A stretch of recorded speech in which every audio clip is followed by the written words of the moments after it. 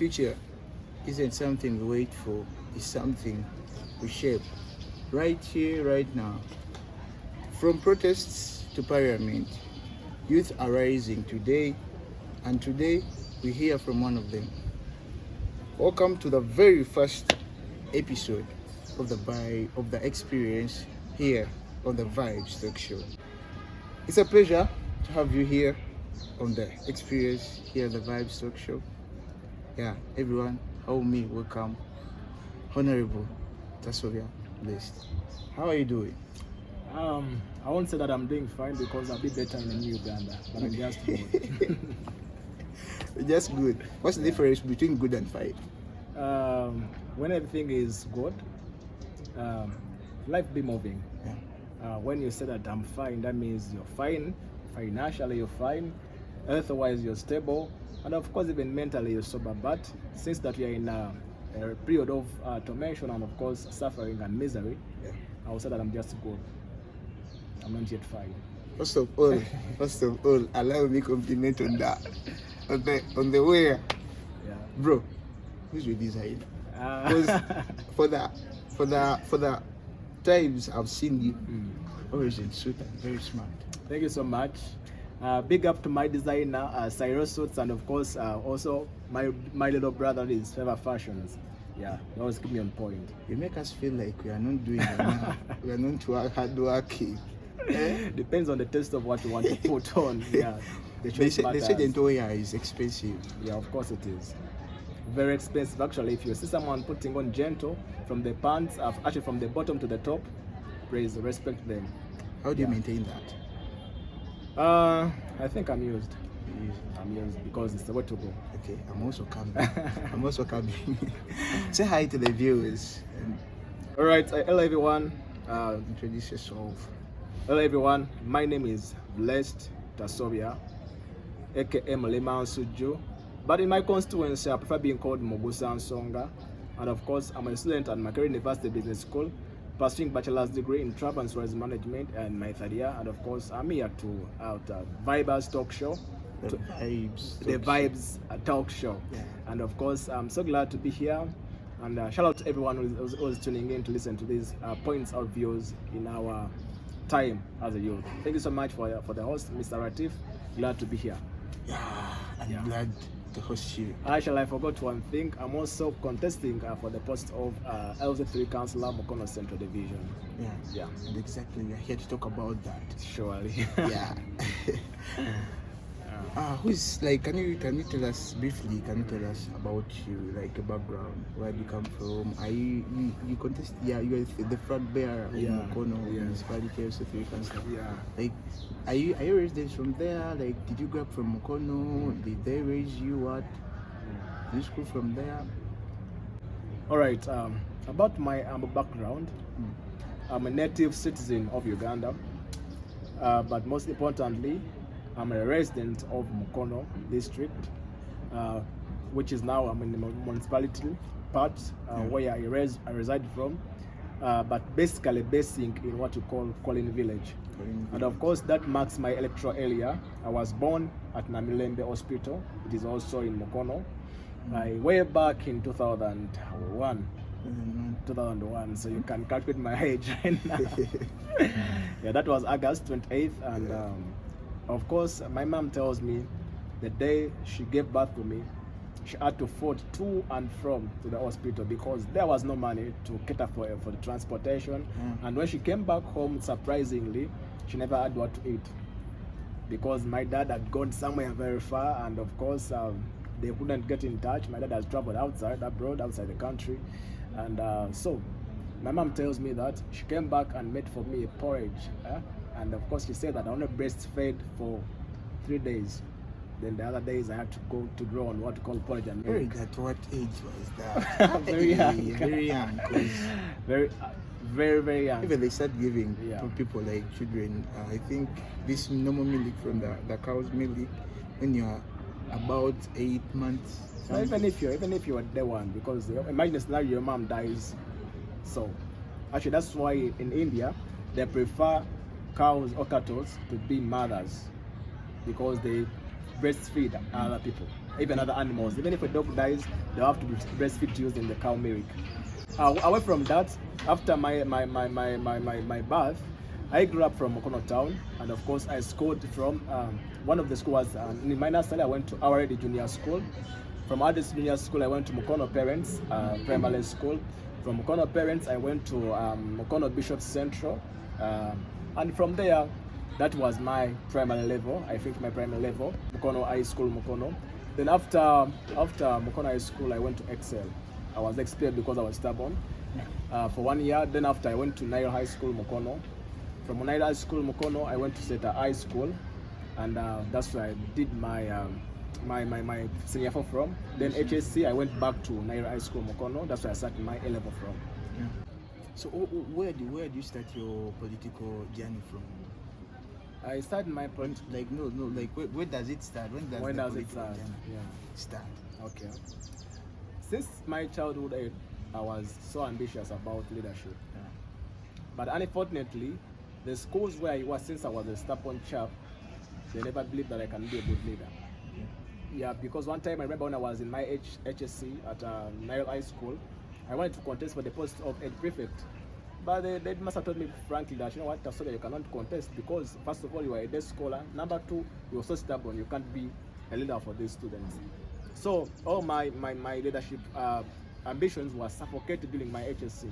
But when I came to campus, that was my first year. That's where the journey begins. By the time I contested for the chief fresher post, and of which I believe that we won. But of course, our victory was rigged, and I didn't stop from that. So after contesting for the chief fresher post, I gathered a lot of support from all the year one freshers, and of course after that, I contested for another post that was of campus DRC. Of campus DRC. Yes. So that's where I come from to go back to Mukono.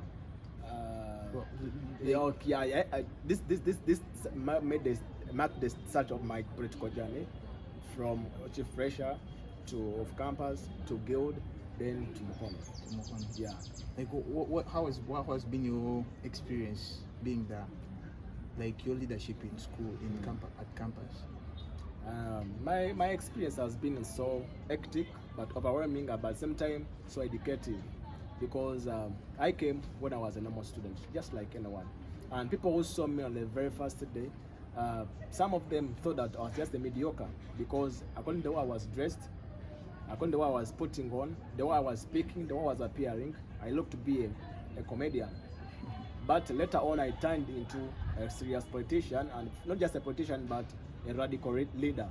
And of course, in the history of mobs, I'm the only radical, guild, present, aspirant, and of course, the serving leader. Serving leader. Yes. Like, what inspired you to get into politics at such a young age? Number one, because politics is known for young people who have diplomas, who have the books, gone outside, diplomats, gone abroad, come back here. Like, what inspired you to enter that race? My aspiration also come from what is surrounding us, the situation at hand, the way this country is managed. Number one, the way things that are handled in this country. For example, I'm not the very first person, the youngest person to contest for this post, neither in the international world to contest for big posts. I want to take you back in the year 1981, when President Museveni was taking over power from Bota and Tito Kilolutwa. By that time, President Museveni was 37 years of age. And he had also other colleagues, which included Mugisha Muntu. Mugisha Muntu was only 20 years of age, 20 years. There was Fred Rejema, who was 21 years. And of course, another guy, Salim Saleh, who was just 23. So, if by now I'm 24, that means I'm not the very first person to enter politics. But you know why I entered politics? Because the same reason as to why these guys saw that it was wise for them to intervene and change the government, that the same things are happening right now, which are making me also to turn up and say that, you know what, I cannot bury my generation. Let me stand up. Let me quote one thing from one famous philosopher who said that every generation must, out of obscurity, discover its mission, fulfill it, or betray it. So I chose not to betray our mission and generation, but to come and fulfill the mission of this country, to take over the leadership of this country, because we are the youngest generation in the entire world. That's why I was inspired to come and contest for the post of LC3 Councilor and far beyond, inshallah. What has been your biggest challenge for being a young politician? My biggest challenge that is the only one. People don't believe in us, in the young generation. People think that we don't have the capacity and mandate to run this country.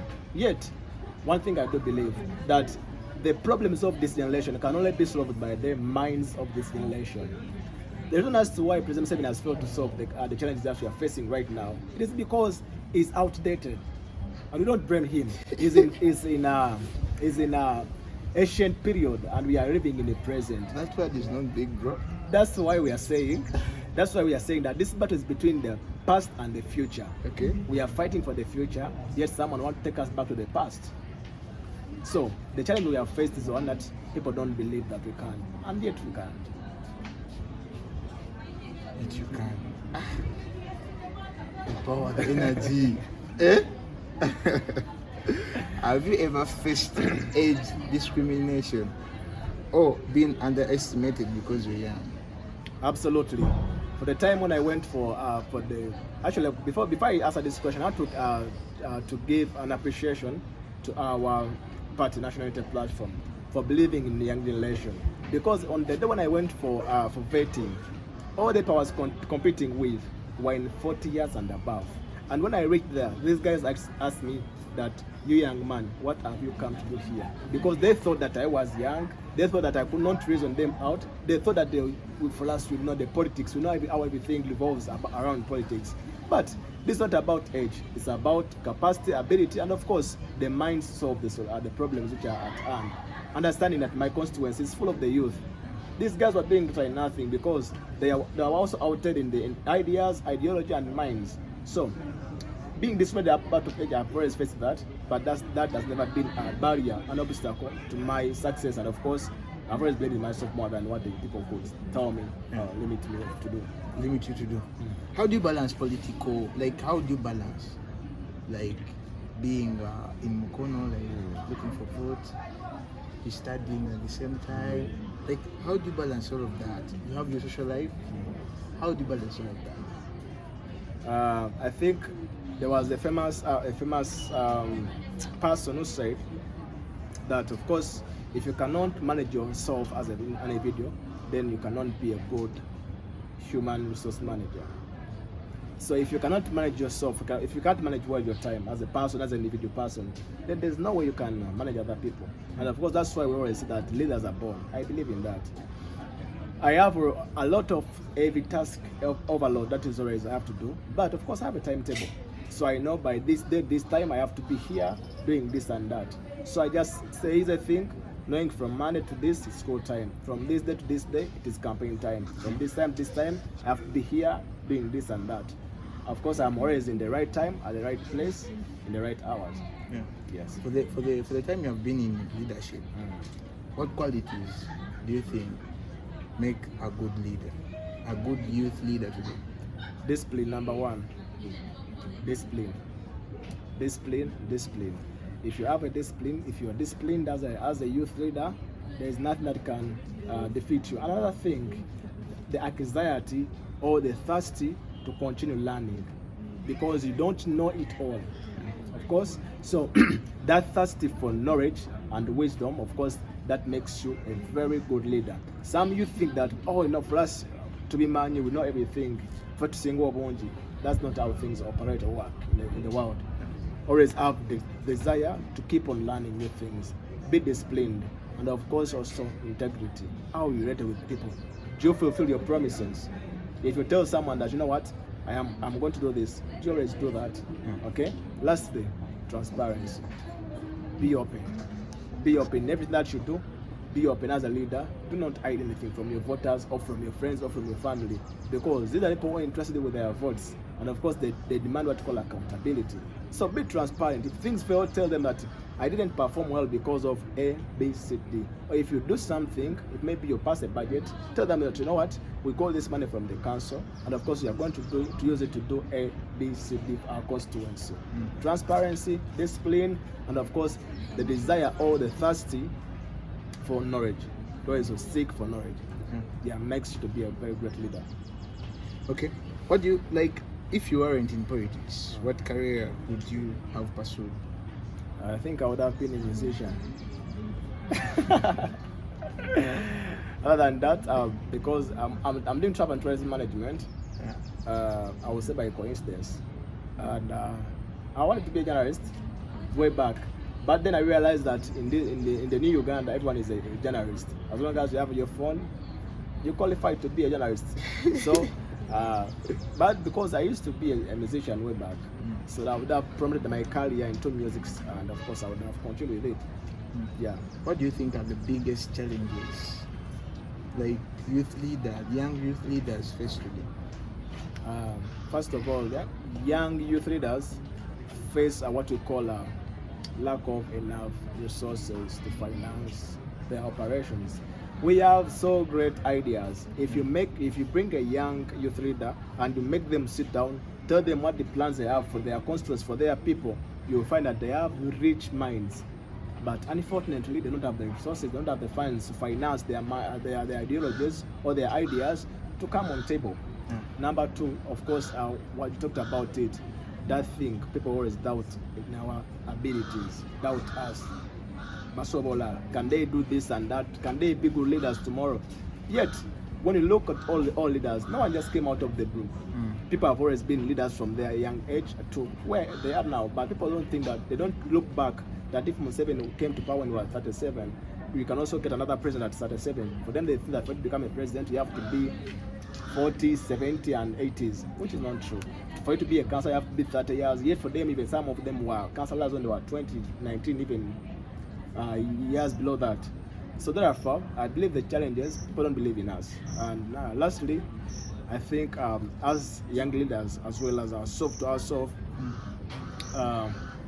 lack of focus. Some young leaders are not focused. You find because since you have a lot of things to earn as a youth, you feel like you have that social pleasure. You want to enjoy life at the same time. You want to serve your people. You want to please the environment. At the same time, you also have your personal life as an individual.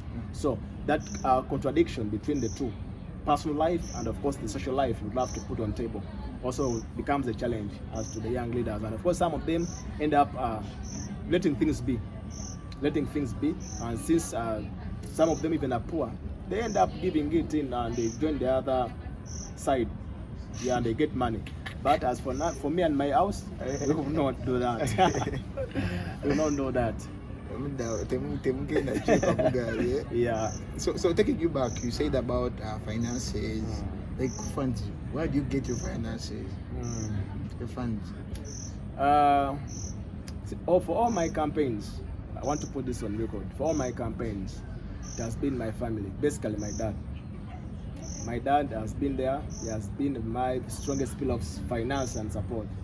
But of course, even other people come in, friends and relatives, come and give me what they can. But the biggest percentage comes from my dad and my family. My dad. Like, what like did he like like how was the time? Like, take us back to when you told, like when you were telling him, like, I want to become this, like I'm going to contest for the municipality, from Mukono Municipality LC3 Councilor. How was that time? What was his reaction? Starting from even the chief treasurer. Actually, me, I said it when I was joking. But he told me, no, you go for it. Because me, I just like people told me I should contest for this post. He said, you go for it. You can make it. I went for it. I told him I want to contest for it. He said, you go for it. By the time I came for council, I was like, my boy, you go for it. You can still do it. So he's so supportive. And of course, thank you so much, Papa, for everything you do. Your son appreciates, and of course, one day I'll make you proud. Inshallah. Yeah. Like, what do you have for those parents who are like, politics is a dirty game, what, don't go there, do something else? What advice do you have for them? What? I want to first clear that statement. People already say that politics is a dirty game. Politics has never been a dirty game. But it's those people come and play dirty in politics who turns it to be a dirty game. But politics is about leadership. It's about serving people. And of course, the reason that's why people call it that again, because we find evil-hearted people who always tarnish the name of the game and they turn to be that again. But it's a servant leadership game. Therefore, every parent, every person, every individual who thinks that they should limit their children from contesting or from joining politics because they fear the outcomes, the life where we live, you can never separate politics from us, because politics determines the amount you're going to pay as tuition. Politics determines where you will have lunch today, you will have supper tomorrow, you will have breakfast the other day. Politics determines on how much you buy your underwear. It's done by politics.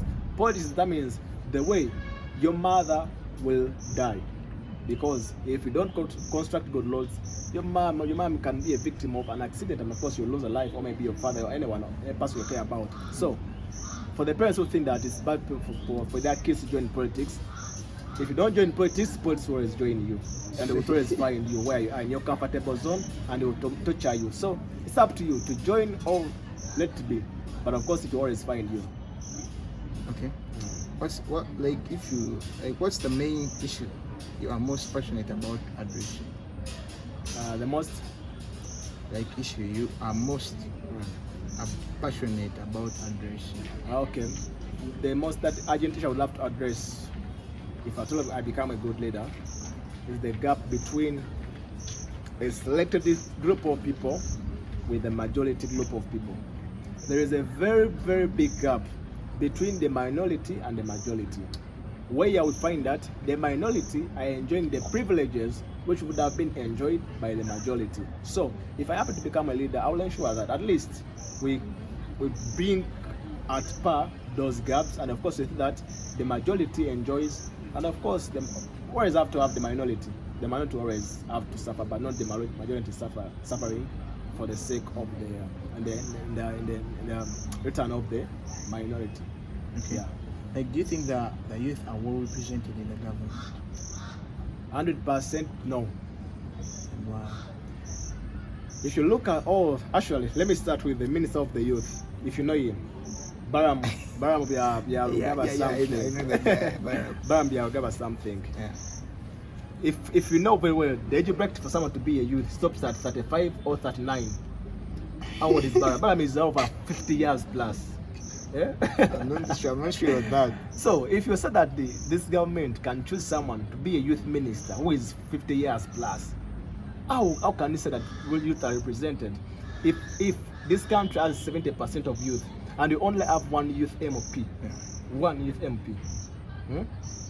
But now I think they start saying that they should have regional MPs, youth MP from Eastern and Western. So that makes them 4. From East, North, West, and South. Yeah, so those are 5, 6. Let me say East, West, North, South, and of Central. So they are 5.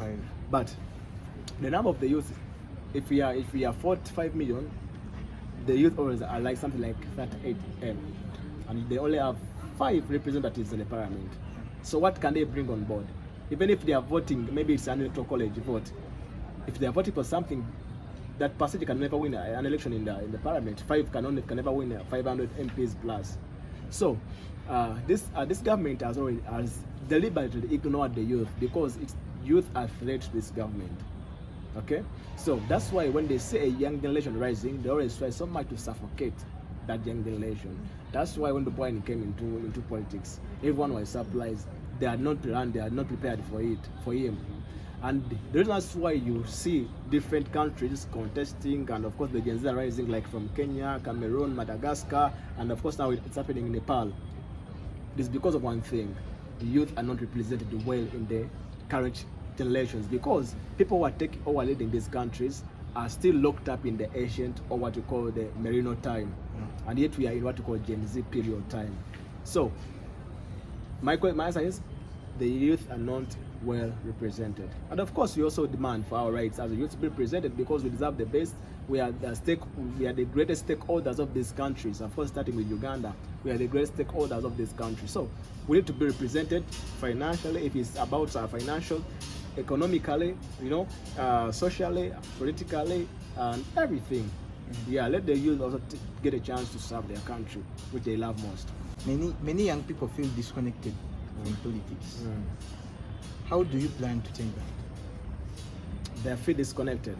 That's why I said in the last question we asked me, there is a gap, a very big gap. So, whose responsibility? No, like you, like, how are you going to connect them? Like, how do you plan to connect them to politics? I don't want to just connect the youth to politics, but I want to tell them one thing, that politics is part of them. So it's about high time for them to wake up, join politics, take leadership of this country, and of course, if at all I happen to be someone big, maybe in the near future or in a very great future, I'll ensure one thing, that the same way my president has done, giving chances to young generation to take leadership, to make decisions, to determine their destiny, determine their future. That's what I would do. In my cabinet, in my committee when I win, of course, all my committee will be full of youth. You know why? No. Because on international level, or on countrywide level, or national level, we are not represented. So, starting with my constituency, I'll ensure that youths are represented very well in decision making. Of course, if I'm to do something, consult them, but of course also engage them in what we call active politics. Not this politics of sitting back and watch the news on your TikTok, but active politics of changing your country, determining your destiny, determining your future. Know what you want, know what you deserve. You know what you deserve. Yeah, like, do you think they know like the youth know what they really want, like really deserve? The youth of the generation know what they deserve. They know what they want, but they fear to get it because they have been intimidated. They have been put into a scenario, in a situation, into a corner where they think that whoever never rises to say something, they will be suppressed, they will be suffocated. And that's what we want to fight as the youth of the generation, that it is our high time we take over the leadership of this country, starting from where you are, LOC1, or if you are at campus, if you are in your own village. Let the people know that you would have charge. You are entitled to determine the destiny of your country, the destiny of your life, and of course everyone around you. So it's a very broad perspective of change that we have to awaken to as the youth. How can government make politics more inclusive for young people? It can never. This government can never, because it's not interested. It is not interested in making us inclusive, but it's more focused on excluding us from the politics. That's why you see, when you say a young man contesting, they will suffocate that person. They will either grab him, take him, they kidnap him, take him, and the safe houses, and everything like that. They cannot do anything. We have to do one thing for us to change the country. As we used to wake up and we take over the leadership of this country. That's what your vote counts. Yeah. Every single vote counts, basically for the youth. What lesson have you learned from mistakes or difficult moments in your journey? To be brave, persistent. I have done a lot of mistakes, just like any other person. And I don't know if you watch this movie called The Sins of Our Youth. Every young man, every young person has done mistakes, but mistakes are stepping stone to our success. So I always use my mistakes, because there's a famous quote which goes that a wise man learns from other people's mistakes, because you don't have time to do all the mistakes by yourself. That's why I pick a leaf from people's mistakes and also my own mistake to be a better person tomorrow. Okay. Yeah. What message do you have for the young people who have lost faith in politics? One day everything's gonna be alright. One thing I want to tell you, the young generation, young men who are there, this is not the end of the time. We can still change this country. This country needs you. This country needs us. If you don't stand up and do something about your future, your grandkids, your great-grandkids will blame you. They'll ask you, what did you do when our country was burning to flames and you did nothing? So ladies and gentlemen, the young generation, please, it's high time we convert ourselves into a strong youth army to take over the leadership of this country, because this Uganda is here today, it will be there tomorrow. Even after us, Uganda will be there. And our kids will suffer in our country if we choose to just stay silent. Our kids, our great-grandkids will always suffer in the country we chose to be silent in. Yeah. Describe politics in one word. Yeah, I said politics is about leadership. Leadership. Servant leadership. Okay. Yes. Like, so we're talking about Mukono Municipality. What should they be like? what should they wait for in your leadership? They should wait for what you call Mugusa Nsonga. Any issue that has been left hanging in space, I have come to accomplish, I have come to perfect, I have come to rejuvenate Mukono Municipality and Mukono Central Division at large. So my tenure I'll be serving as the LC3 Councilor of Mukono Central Division. I'll make sure that every pending issue, be it accountability, be it passing over the budget, of course even municipal laws, I'll make sure that no pending issue will be left at hand. Ensonga ngenda kuzigusa as my name Mugusa Nsonga. They say you always say those words before reaching that, before reaching there. But as long as you sit in the chairs, that's when you're no longer seen until the 5 years pass. Like until the term, is it your term, leadership term? 5 years pass. Then that's when you come back. Yeah, depends on. Of course, we are all different. Everyone is different from one another. We can all be Africans, we can all be blacks, but of course, the way we appear differs. The same with our arts. I'm someone who has, if you're looking to my trace of leadership from campus, I've never disappeared from the face of the students, even after voting, even after me failing an election. I always be in students because these are my voters, okay? And of course, even when I wasn't having any political post at the campus, I still served. So we are not getting positions just for the sake of, Kuvimba, but we have been serving before. We have been leaders before. So for a leader who disappears from the face of their voters after an election, I will seal, because they don't know what they don't know what they want, they know what they deserve. Because if someone wakes up early in the morning, they go into an electoral polling center, they cast their ballot in favor of your name, they vote for you, they stand into the rain, stand the sunshine, and they cast your vote and protect it. And after you winning and you disappear, you are a very weird person, wicked person, you are a very foolish person. You don't deserve to be in that seat where you are. So you have someone in place right now in the LC3 Councilor of Mukono Municipality. Has he really represented the youth? Like, has he really done much in that position? Talking about my predecessors, the fact is that I think they have done what they promised. Not necessarily enough, but they have done what they can, their capacity. Because every person has different abilities and capacities. So I'm not saying that they have totally done nothing. They have done what they can. But I've come also to add on new ideas, new ideology, new mind, new service, and of course connecting the reality from what we call the promises. Maybe they made a lot of promises, so I'm now to come here to fulfill the promises they made to the people of Mukono Central Division. Okay. There are very many positions to stand for in Mukono Municipality. Why specifically that LC3 Councilor? Depending on my financial strength, number one, depending on my abilities so far now, I prefer to be an LC3 Councilor for now. For now, yes. Pass us through that moment. You think you say that now I'm taking my papers to the nationality platform. I want to stand for this. Till you are given the card. What's the experience there? Is it difficult? Why do you have some? Are they called the Mukono? What's the name in English? People overlooking. Is it overlooking? No, they're called you can call them bulkheads. People stop us from reaching some point. Yeah. Pass us to that journey. It is what you call a journey of faith.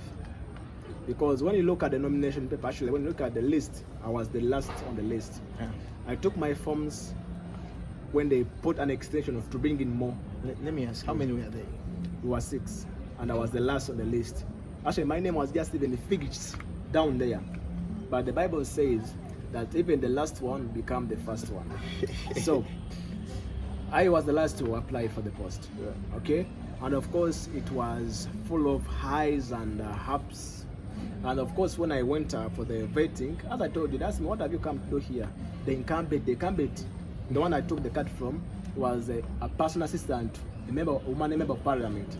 So if it was, that's why our cards were transparent, because if it was being rigging or robbing or doing anything to buy off the card, and I wouldn't have competed with that guy because he had all the resources and the connections. But we want to defeat in the same process. As I said, it was just a journey full of faith. I said I prayed about it, I fasted about it, and yes, God answered my prayers. Yeah, it's going to rain, so I think you should conclude. Yeah. Yeah, last words to the voters. Yeah, to everyone, thank you everyone who has been watching us at the Vibes Talk Show. It has been a pleasure being hosted by Mr. Latif. And of course, I want to tell the youth, my best on the youth, please, we don't have any other tomorrow. The tomorrow we have been waiting for, it is now. And we only have the chance, the time to have a new Uganda. That new Uganda starts with you, starts with your friend, your family. Preach the gospel of change. Let everyone turn up, cast their ballot, and vote for President Robert Kyagulanyi Ssentamu as their new president. But as well as the people of Mukono Central Division, please never forget your own son, that is Tasobya Blessed for LC3 Councilorship, Mukono Ward, and of course for the 5 villages that will be representing, that is Kasangalabi, Hamokasa, Toto Village, and of course Kweni Village. Mwesimi okubanga kubaweereza kuba I'm a radical guy, mugusa nsonga nzize. Thank you so much, and of course I'm waiting for you in the new Uganda. January 14th is the day we are getting new Uganda. People power, our power. Yeah, it's the experience. Share the Vibes Talk Show. I was with Hon.Tasobya Blessed, the flag bearer of the NUP flag bearer for aspiring for Mukono Municipality LC3 Councilor. It's your boy Latif, and we're here at MUBS campus, Makerere Business School of Makerere Business School. I was searching, like I thought I had left a letter there. That's why it had. So guys, catch us up later. Like this is the very first episode that we'll be bringing more episodes. Subscribe, don't forget to hit the notification button. Follow me up on all social media platforms, TikTok, Instagram, Twitter. Yeah, we out. Yeah, see you.